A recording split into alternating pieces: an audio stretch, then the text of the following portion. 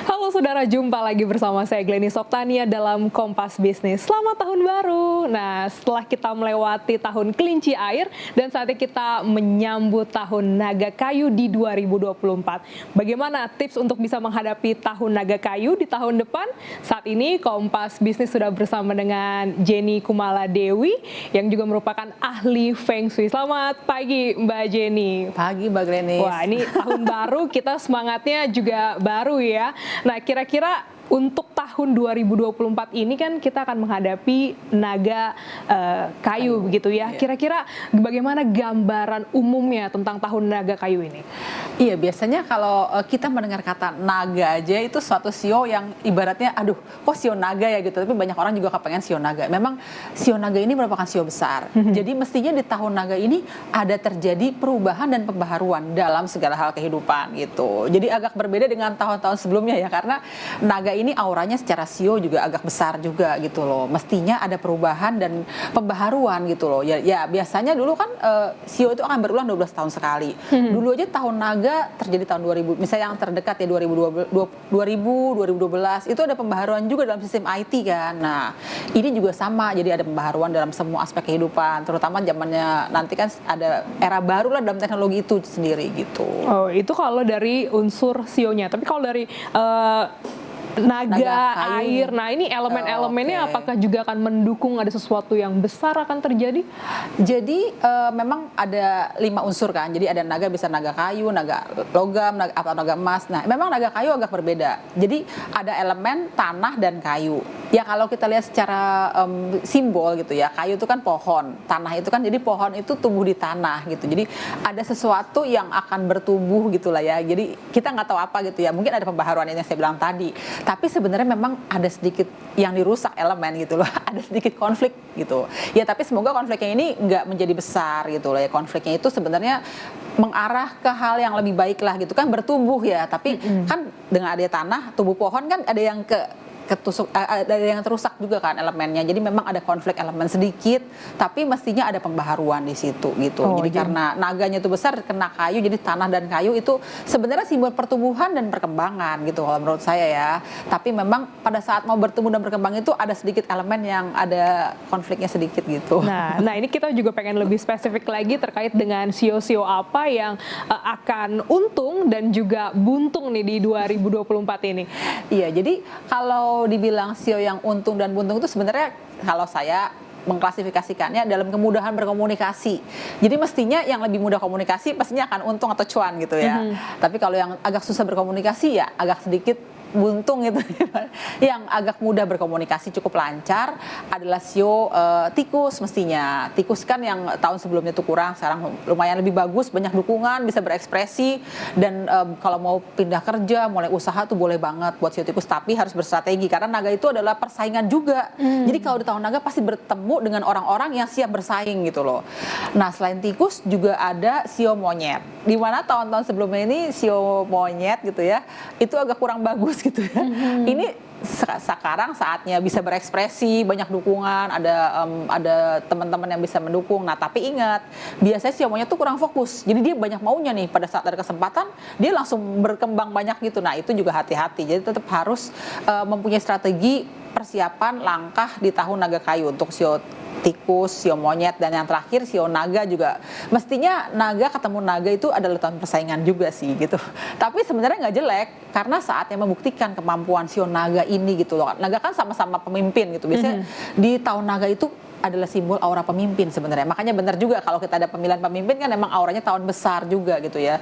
Nah, di sini kalau naga ketemu naga persaingan juga dalam bisnis. Jadi adu strategi juga. Tapi nggak jelek asal kita bisa berstrategi dengan baik, tentunya semoga bisa memberikan hasil yang baik gitu. Nah, itu kan kalau dari sio yang kira-kira akan untung ya, hokinya akan lebih nih dibanding bisa berpeluang lah ya 12 sio yang lain ya kan, 9 sio yang lain. Nah, kalau yang agak kurang nih kita melihatnya yang perlu ada strategi tambahan untuk bisa menata hidup di 2024 bagaimana? Yang dikatakan dia agak kurang strateginya atau buntung gitu ya. Jadi dia itu mau apa-apa tuh nggak gampang, nggak seperti tahun sebelumnya. Yang pastinya banyak ada sangka-sangka tahun kelinci bagus, tahun naga sebaliknya gitu loh, karena rumunnya agak berbeda gitu ya.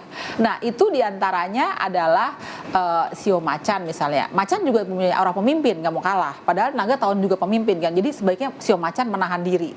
Jadi nggak boleh terlalu ambisius juga untuk sio macan. Sio kelinci juga sama, karena tidak semua mendukung juga di tahun ini. Sio macan, sio kelinci, lalu sio anjing. Sio anjing itu kan kalau dalam 12 sio dia ada sedikit pertentangan juga. Jadi apa yang dia mau dilaksanakan itu tidak terlalu mudah. Jadi butuh pihak ketiga. Karena itu sio anjing ataupun sio macan atau sio kelinci harus butuh pihak ketiga lah untuk menyampaikan ide-ide mereka gitu ya. Jadi penetralisir lah. Juga ada lagi diantaranya sio kuda sedikit ya. Memang kuda kan ambisius juga. Tapi di tahun naga ini nggak bisa semuanya terlaksana. Jadi jangan sampai stres nih. Takutnya tahun naga banyak yang stres juga ya. Gitu. Tahun persaingan, tahun pembaharuan, tahun perubahan itu butuh strategi. Tapi mestinya harus dihadapi dengan ketenangan gitu. Oke, ini menarik sekali. Nah, tipsnya dong Mbak Jenny untuk bisa menghadapi tahun naga kayu, apa nih yang perlu kita maksimalkan, dan kira-kira ada nggak sih hal-hal yang perlu kita tahan di 2024 ini? Sebenarnya sih kalau dibilang tahun-tahun sebelumnya kita harus menahan langkah tuh. Dari tahun sejak pandemi kan habis tahun kerbau, terus macan, kelinci itu juga merupakan tahun-tahun yang agak berat gitu ya. Sebenarnya tahun naga itu boleh berekspresi menurut saya. Jadi kita yang menahan langkah tahun-tahun sebelumnya, tahun ini boleh melakukan perubahan kecil-kecil tapi perlu strategi. Jadi sebenarnya di tahun naga ini boleh kita melakukan perubahan, boleh memperluas usaha, boleh juga melakukan hal baru, tapi intinya harus berstrategi dan jangan terbawa emosi, jangan terbawa nafsu gitu. Yang penting berstrategi, terus konsisten juga, dan jangan sampai terpancing juga, karena kan tahun persaingan. Mestinya tahun ini banyak orang yang ambisi juga gitu, karena di tahun sebelumnya kayak udah ketahan, ini kan ibaratnya secara logika 2 tahun setelah pandemi pasti lebih bersemangat lagi. Nah itu perlu berstrategi yang penting menurut saya. Tapi bukan berarti kita nggak boleh melakukan langkah apapun juga. Lebih boleh menurut saya. Kalau mau berubah juga malah boleh gitu. Malah mau menikah boleh. Misalnya mau memperluas usaha, buka usaha baru boleh-boleh aja. Mau beli properti boleh juga gitu. Tapi emang semua tetap harus berstrategi juga gitu. Ingat persaingan nih gitu. Karena seperti yang Mbak Jenny sebut di awal bahwa 2024 naga kayu tahun perubahan, dan ketika kita mau melakukan perubahan, hal-hal yang baru boleh dilakukan, begitu silakan, tapi tetap kuncinya adalah strategi begitu ya. Karena strategi dari sebelumnya. Jadi memang kan sebenarnya tahun kelinci itu kan sebenarnya tahun yang untuk persiapan menuju tahun naga. Kalau menurut saya memang di sini saatnya kita untuk menata juga tahun depan tuh langkah perubahan kita sampai 3 tahun ke depan mau apa. Karena 3 tahun ke depan habis naga, ular, kuda, kambing itu ya bukan hal yang mudah juga gitu. Makanya tahun naga ini saatnya mulai menanam yang baru boleh juga menurut saya gitu. Jadi kalau kita mau pindah kerja misalnya atau mau menikah juga boleh, atau misalnya juga mau mulai kehidupan yang baru di rumah baru juga boleh juga. Menarik. Bisnis baru mungkin bisnis baru boleh juga. Malah menurut saya ada perubahan tatanan bisnis juga. Jadi orang yang bisnis sama seperti ini nantinya jadi berubah total, bisa begitu. Tapi memang perubahannya ya butuh proses juga kan. Tahun naga ini saatnya menanam hal yang baru itu tadi mungkin bisa gitu. Nah, kita tahu juga nih di 2024 bentar lagi nih Mbak Jenny, kita kan juga menghadapi pemilu ya, ada tahun politik begitu. Ada nggak sih pengaruhnya dengan tahun naga kayu ini? Jadi sebenarnya bagus juga sih pemilihan pemimpin negara di tahun yang beraura pemimpin gitu ya. Semoga pemimpinnya bisa membawa perubahan dan pembaharuan gitu ya. Saya rasa sih sebenarnya bagus, tapi itu terjadi di bulan Februari. Kita mulai kan sebenarnya pemilu yang startnya Februari itu tadi kan ya. Februari itu adalah bulan yang juga merupakan tidak terlalu mudah berkomunikasi dengan tahun naga gitu. Jadi pada saat Imlek itu juga nggak mudah berkomunikasi mulainya, jadi agak berat juga tuh. Nah, tapi semoga yang terjadi di bulan Februari itu cukup baik. Yang penting berstrategi ya, karena terjadi persaingan dan ada kemungkinan sedikit aura energi yang tidak seimbang gitu. Jadi kita tetap harus berstrategi aja menurut saya gitu. Tapi bagus pada dasarnya pemilu di tahun naga itu bagus gitu loh, karena ada terjadi perubahan dan pemimpin baru muncul di tahun naga, bagus banget. Apalagi pemimpinnya bisa membawa perubahan gitu ya. Kalau pemimpinnya bisa membawa perubahan, yang perubahannya bisa membawa ke arah lebih baik, kenapa enggak gitu. Wah, luar biasa. Secara overall sebenarnya tahun naga kayu ini kita bisa sambut dengan optimis, dengan positif, dengan hal-hal yang bisa kita lakukan, hal-hal yang baru, perubahan yang baru. Luar biasa sekali, ini bisa jadi rekomendasi, pertimbangan juga buat pemirsa Kompas Bisnis untuk menata kehidupan di 2024 di tahun naga kayu. Terima kasih Mbak Jenny Kumaladewi telah bergabung dalam Kompas Bisnis pagi hari ini.